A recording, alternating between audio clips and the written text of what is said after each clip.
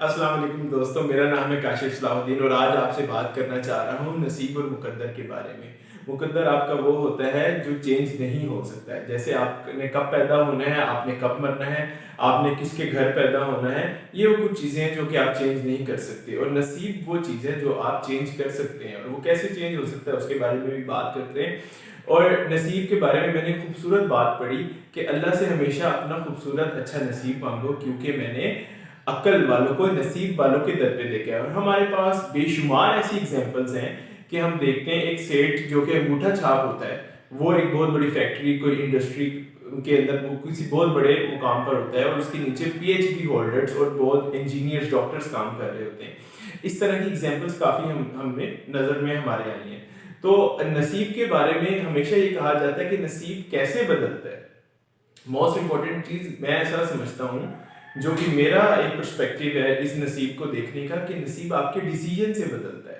जब आप कोई फैसला लेते हैं, सपोज आप किसी छोटे शहर में रहते हैं, आपको अपॉर्चुनिटीज कम है वहां पर, आप अपने एक डिसीजन लेते हैं, अपने नए शहर में आते हैं, बड़े शहर में आते हैं, जैसे आप सरगोदा से लाहौर में आते हैं या कोई भी ऐसे आपके सराउंडिंग के छोटे शहर, तो आप किसी बड़ी सिटी की तरफ मूव करते हैं, आपके पास अपॉर्चुनिटीज बढ़ जाती हैं। उस अपॉर्चुनिटीज बढ़ने की वजह से आपके जो इनकम है, आपके जो मामलात हैं, वो बेहतर हो जाती है मैक्सिमम टाइम, जो मैंने देखा है। तो इसके पीछे एक डिसीजन होता है। तो आपका जो फैसला होता है वो आपके नसीब के ऊपर डायरेक्टली डिपेंड करता है कि आप जिस तरह के फैसले लेंगे उस तरह के आपके साथ मामलात होंगे। और मोस्ट इंपॉर्टेंट चीज नसीब के बारे में कहा जाता है कि आप दुआ से अपने नसीब को बदल सकते हैं।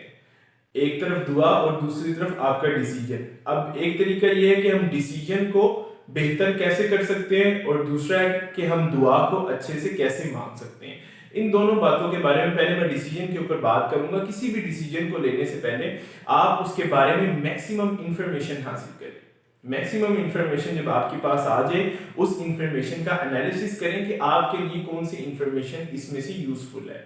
उसके बाद आप एनालिसिस करने के बाद उसके अपनी तरफ से आर्गुमेंट में सारी बातें लिखें कि ये जो आप बात कह रहे हैं कि मुझे लाहौर जाना चाहिए, मुझे लाहौर क्यों जाना चाहिए, आपका आंसर आ जाएगा। मैं लाहौर जाऊंगा तो मैं वहां जाकर क्या करूंगा। अच्छा, मैं वहां जा रहा हूँ, क्या मेरे पास स्टार्टिंग कुछ पॉकेट मनी, कुछ पैसे हैं जिससे मैं वहां पर सर्वाइव कर सकूं।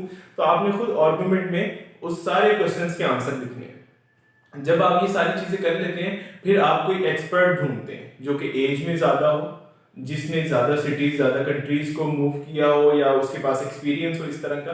तब आप उसके सामने जाके अपना वो नोट जो आपने पूरा लिखा होता है, वो बुक आप अपना वो पेज, वो आपकी जिस तरह से भी आपने लिखा है वो आप पेश करते हैं और आप उनकी राय लेते हैं उसके बारे में। जब वहां से आपकी जो इंफॉर्मेशन है और ज्यादा फिल्टर्ड होकर आपके पास आ जाती है, जिससे आप एक बेहतर डिसीजन ले सकते हैं। एक तरीका तो ये है, और दूसरा मोस्ट इंपॉर्टेंट तरीका है दुआ। अब दुआ को करने का अच्छा तरीका क्या है किसी भी डिसीजन के बारे में, कि आप अच्छे डिसीजन के लिए दुआ में इस्तिखारा करते हैं। और इस्तिखारा करने का बेहतरीन तरीका आप यूट्यूब से और डिफरेंट चैनल से आप दे सकते हैं, और इसके बारे में बहुत ज़्यादा इंफॉर्मेशन अवेलेबल है। इन शॉर्ट, इस्तिखारा होता क्या है ये मैं आपको बता दूं। इस्तिखारे के अंदर आप ये एडमिट करते हैं कि अल्लाह पाक, मुझे इस काम के बारे में कोई इंफॉर्मेशन नहीं है, मैं अपनी लिमिटेड नॉलेज के साथ ही काम करना चाह रहा हूँ, लेकिन तेरे पास अनलिमिटेड नॉलेज है, अल्लाह के पास तो अनलिमिटेड है इल्म।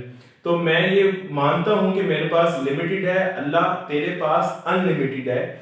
तो अगर इस काम में मेरे लिए खैर है तो ये काम मेरे लिए आसान कर दे, और अगर इस काम में मेरे लिए खैर नहीं है तो ये अल्लाह पाक मुझे इस काम से दूर कर दे। एक्सपर्ट से आप मशवरा लें, सारी बेसिस के ऊपर एनालिसिस करने के बाद, आर्ग्यूमेंट्स करने के बाद एक्सपर्ट से मशवरा लें, और दूसरा किसी भी डिसीजन को लेने के लिए आप इस्तिखारा करें। और मुझे उम्मीद है कि जब आप इन तमाम चीज़ों के मिक्सचर के साथ कोई डिसीजन लेते हैं तो वो आपके नसीब के ऊपर डायरेक्टली इम्पेक्ट करता है। और मैं उम्मीद करता हूँ इस तरह से कोई भी डिसीजन लेने के बाद आपकी ज़िंदगी में खुशहालियाँ आएंगी। Thank you.